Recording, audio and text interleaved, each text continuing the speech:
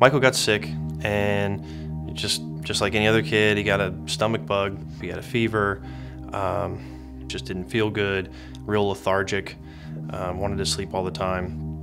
So he actually fell asleep on the couch. I picked him up, took him to bed, laid him to bed that night. Amy came home later. We went to bed, we checked on the kids, they were fine when we went to bed. Amy heard some moaning from his room, and so we thought, well, maybe he's not feeling well and he's moaning in his sleep or something. And so I went in there. He was very stiff and cold, but he was still doing like the moaning, and his breathing was real shallow. And so I picked him up and I took him into our room.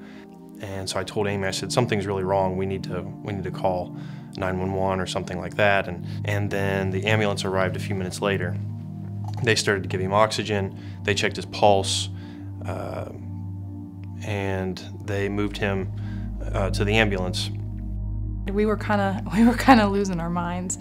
They were on the phone with Children's Hospital trying to figure out what our next steps were, and I mean, it seemed like minutes after we were at the hospital, they had the Columbus Hospital on the phone and had arranged for transport for life flight, and they life flighted him up to Columbus. Sitting in that waiting room I remember people being there, but I don't remember who. The only person that I remember being there obviously is Amy, and that's because she had her hands on my shoulders, and she was sitting over me on a chair. I couldn't even sit in a chair. I was on the floor, and I kept thinking, like, he just has a flu. He had something going on at school, and it took forever for them to figure out what was going on. The doctors kept coming in. We had this isolated waiting room where tons of people were gathering together from the church and our family, and we had family fly in because the doctors were telling us, it's not looking good, and we started to hear things like, you just need to prepare yourself. And that's when it hit me that, Michael, it wasn't just a flu. There was something seriously wrong that we had no idea about. I remember the nurse coming in, like, just tunnel vision. That room was probably, I don't know, 10 or 12 feet wide, but felt about 2 feet wide when that woman came in, and I remember her kneeling down in front of us, and she told us that his organs had started to shut down, and his heart wasn't beating on its own, and he wasn't breathing on his own, and she said, she used the word ECMO life support, and I didn't even know what it was, but she said, we want to put him on ECMO life support in order to give us more time to figure out what's going on. It was hard, like nothing seemed to work. I remember at one point, I looked at Mike and I was telling him, we might be attending a funeral at the end of the week. We might be picking out pictures and a coffin. It became very real when he got put on life support, because not only was his body and none of his organs were operating, his heart wasn't beating and his lungs weren't working.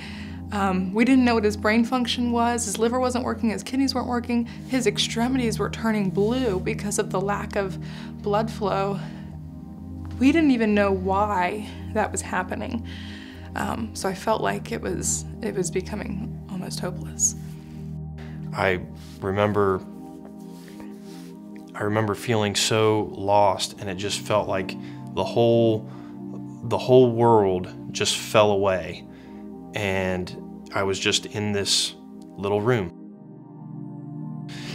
We had all kinds of visitors at the hospital with us. They would come and go, and as they're leaving, more people are coming. They were always there.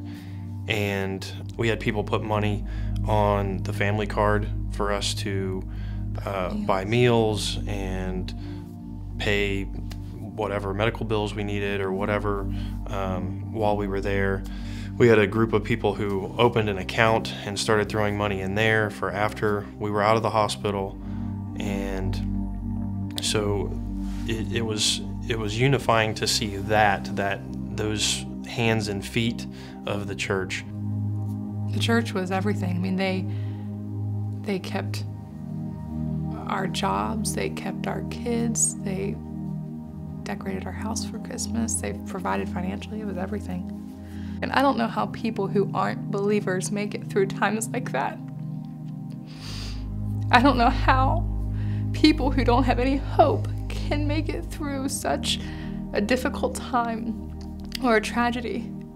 I mean, the church they were there providing everything for us. You know, to see God move through hands and feet of real life people is greater than any mystical, realm that you hope would show up one day. I mean, to see people sacrificing so that we could, be there for our son meant everything. Everything. And I remember after they had talked to us about ECMO and they told us that he was going into surgery, I remember just the exhaustion of everything. Every morning, all the doctors would gather around in the hallway, each patient's room, and at one point I remember asking the doctor, what are we getting any closer to finding out what's wrong with Michael? Have we eliminated some options? And he said, Michael is my top priority because he is the sickest patient here. And that didn't give me any peace because we were in ICU. He was the sickest patient there.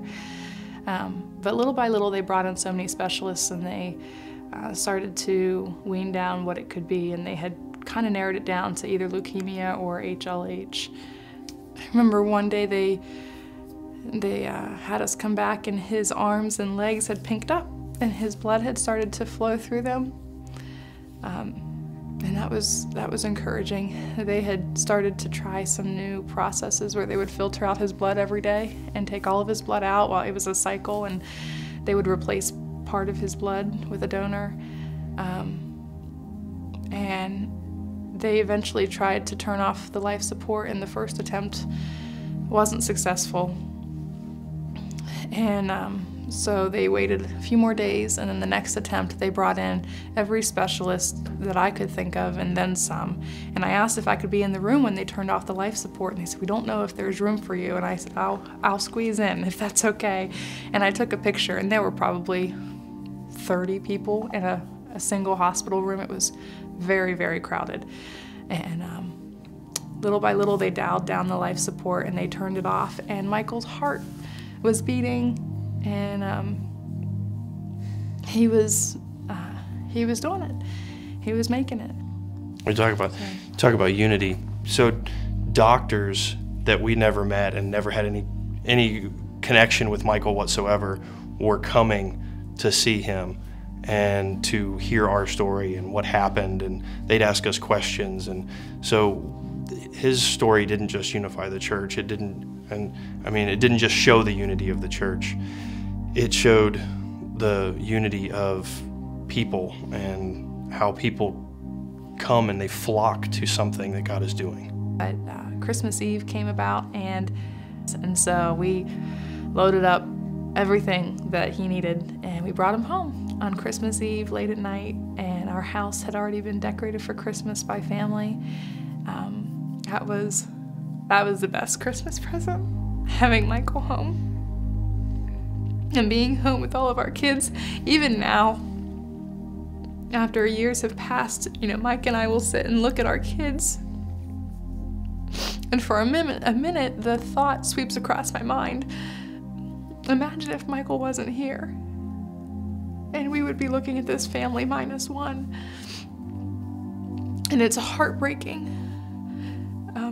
And then I think about, our family being whole, and, just the whole unit that we have as a family right now. We are overwhelmingly thankful. We don't take it for granted at all. To know, not to think or to feel or to or to have some blind faith. I knew God had worked a miracle in Michael's life, and that he was going to continue to work a miracle in Michael's life.